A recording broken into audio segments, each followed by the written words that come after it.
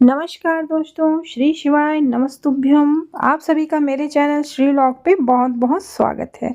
आज मैं आप लोगों को पशुपतिनाथ से रिलेटेड बहुत कुछ जानकारी इस वीडियो में देने वाली हूँ।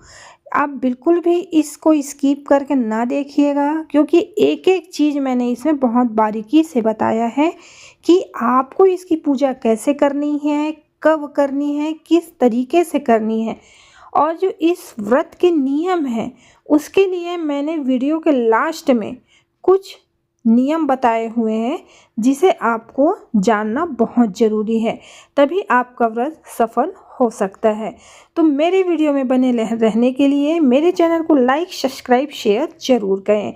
और अधिक से अधिक संख्या में मैं आप लोगों से रिक्वेस्ट करूंगी कि इस वीडियो को शेयर ज़रूर करें, जो भी मेरी इस वीडियो को देख रहा है, सुन रहा है। क्योंकि देखिए, जब हम एक दूसरे का भला करते हैं तो बाबा भोलेनाथ हमारा भला करते हैं। तो इसीलिए आप मेरी वीडियो को अधिक से अधिक शेयर करिए, ताकि ये जानकारी उन लोगों तक पहुंच सके जो ये पूजा करना चाहते हैं। जी हाँ, 26 जनवरी को सोमवार पड़ रहा है और उस दिन पशुपति का बहुत बड़ा महासंयोग आ रहा है ना। तो जो लोग भी इस व्रत को चालू नहीं किए हैं वो इस व्रत को चालू कर सकते हैं। तो चलिए मैं बताती हूँ अपने चैनल में कि आपको करना क्या है। आप जो पशुपति करना चाह रही हैं तो 26 जनवरी को आप ये व्रत प्रारंभ कर सकते हैं। बाबा भोलेनाथ का ये व्रत बहुत फलदायी होता है, पशुपतिनाथ का। तो आप उस दिन इस तिथि को 26 जनवरी को ये व्रत चालू कर लें और सुबह नियमित रूप से, जैसा कि अभिषेक में दिखाया जा रहा है, आप भोले बाबा की पूजा कर सकते हैं अपने स्वेच्छानुसार।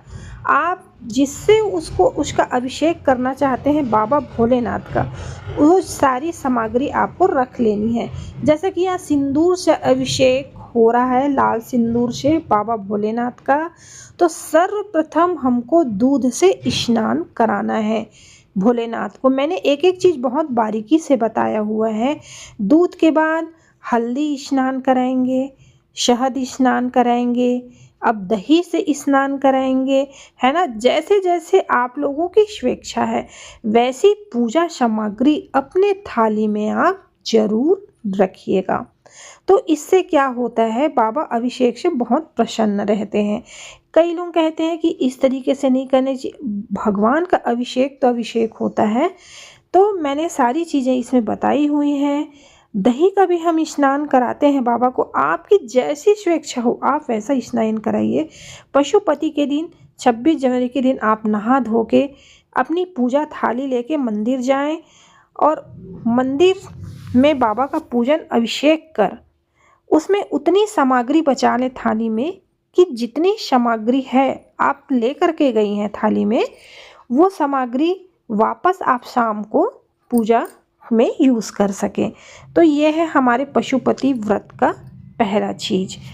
और फिर उसके बाद जब हम शाम की पूजा करते हैं भगवान पशुपतिनाथ की, तो उसी चीज़ से फिर से भगवान का अभिषेक करिएगा और 6 दिए लेकर के जाना है आप लोगों को मंदिर में, और 5 दिए आपको प्रज्वलित कर देना है। तो कई लोग ये गलती कर देते हैं कि प्रसाद के 3 हिस्से कर लेते हैं जो घर में बना हुआ है और दीप बाद में प्रज्वलित करते हैं। तो ऐसा नहीं करना है आप लोगों को। सर्वप्रथम आपको इस पूजा में दीप पहले प्रज्वलित करने हैं। रखने तो पूरे 6 दिए हैं आपको भूमि पर, पुष्प से, चावल से उसे आसन देकर उस दिए को रखें। बाबा भोलेनाथ का स्मरण करके जिस कामना से आप उसकी पूजा कर रहे हैं उस कामना से आप वो दिए वहाँ रखें।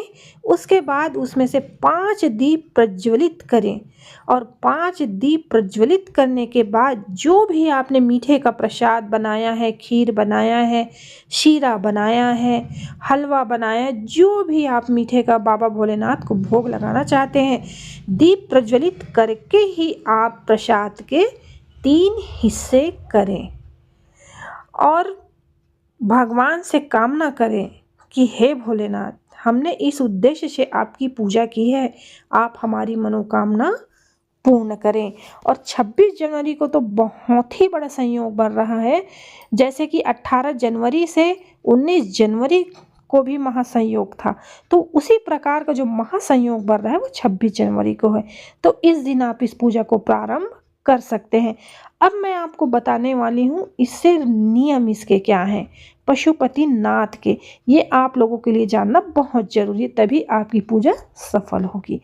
तो इसका नियम है, जब भी हम पशुपतिनाथ का व्रत प्रारंभ करें तो हमें ध्यान रहे कि हम जहाँ प्रारंभ कर रहे हैं वहीं हमें समाप्त करना है।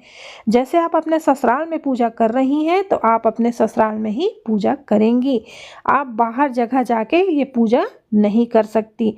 और इस पशुपतिनाथ पूजा का नियम है कि आप घर में पूजा नहीं कर सकते, आपको मंदिर जाना आवश्यक है। किसी भी आपके घर के आसपास कोई भी मंदिर हो, आप उस मंदिर में 2 टाइम की पूजा जरूर करें। ये तो हो गया हमारा पहला नियम। अब जैसे कि आप अपने मायके में करना चाह रही हैं, तो मायके में जब आप पूजा प्रारंभ करती हैं तो आपको मायके में ही उस पूजा को करना है। और जब भी आप पूजन सामग्री लें तो आपको मायके का यूज़ नहीं करना है, पैसे देकर उस पूजा का सामग्री लेना है। चाहे वो आप प्रसाद बना रही हो, चाहे आप पूजा की सामग्री बना रही हो, तब वो उसमें फलदायी होगा। फिर उसके बाद जिस दिन आप पशुपतिनाथ भगवान की पूजा करें उस दिन आप बाहर कहीं ना जाएं, दूसरे के घर का दिया, पानी, चाय, कुछ भी तरीके का प्रसाद ये ग्रहण ना करें। ये सिर्फ अपने घर में ही आप भोजन करें और प्रसाद ग्रहण करें। और फिर उसके बाद एक मेरा तीसरा नियम है कि जब भी आप पशुपतिनाथ का व्रत कर रही हैं तो आप अपने पतीले में उतना ही प्रसाद बनाइए जिससे कि आपके प्रसाद के 3 हिस्से हो सकें, क्योंकि प्रसाद के बराबर 3 हिस्से होना बहुत ज़रूरी है। और उस प्रसाद के 2 हिस्से आपको मंदिर में चढ़ाने हैं, भगवान भोलेनाथ को भोग लगाना है। और जो हमारा तीसरा हिस्सा प्रसाद का है और वो छठा दिया है, उसको अपने थाली में रखकर अपने घर लाना है। और जैसे आप घर में प्रवेश करें, आप दिए का मुख अपने द्वार के अंदर की तरफ करें और दीप प्रज्वलित करें। और प्रसाद जो आपने वहाँ से लेकर के आया है तो सर्वप्रथम आप इसमें पहले प्रसाद ग्रहण करें, उसके बाद भोजन करें।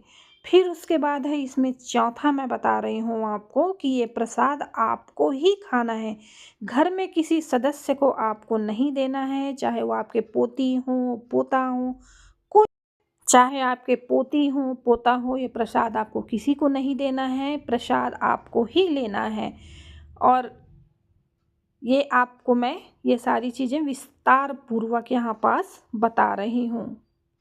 पशुपतिनाथ भगवान के केवल 5 व्रत ही होते हैं, 7, 8 या 10 नहीं होते। ये चीज़ों को आपको बहुत ध्यानपूर्वक देखना है।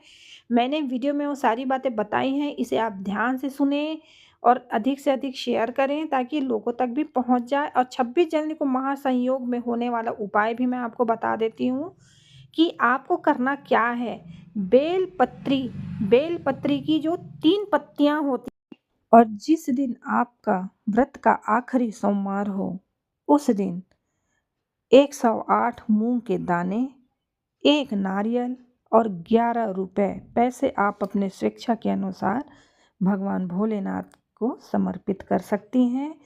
पर मूंग के दाने 108, चाहे आप 108 पत्तियां लें, चाहे आप 108 बेल पत्री लें, चाहे आप 108 फूल लें, 108 चीज़ें बाबा भोलेनाथ को अपने आखिरी सोमवार के दिन जरूर समर्पित करें और अपनी मनोकामना बोलें।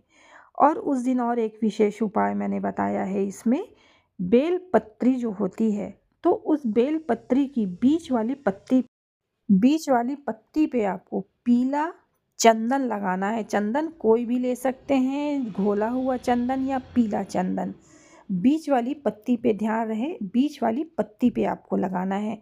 और जो अगल बगल की पत्तियां हैं उसमें आपको, और अगल बगल की पत्तियों पे लाल चंदन लगा देना है। और जो बीच जो डंडी होती है पत्तियों में, उसमें आपको शहद लगाकर अशोक सुंदरी वाली जगह पे भगवान भोलेनाथ को समर्पित कर देना है। समर्पित करने के बाद अपनी मनोकामना बोलना है और भगवान भोलेनाथ पे जल अर्पित करके अशोक सुंदरी वाली जगह पे जल अर्पित करें। तो ये थी मेरी आज की वीडियो। अगर मेरा वीडियो पसंद आए दोस्तों तो मेरे चैनल को लाइक सब्सक्राइब शेयर ज़रूर करिएगा और बेल आइकन को ज़रूर दबाइएगा ताकि मेरी वीडियो की नोटिफिकेशन आप तक पहुंच सके। श्री शिवाय नमस्तुभ्यम, श्री शिवाय नमस्तुभ्यम। जय भोलेनाथ।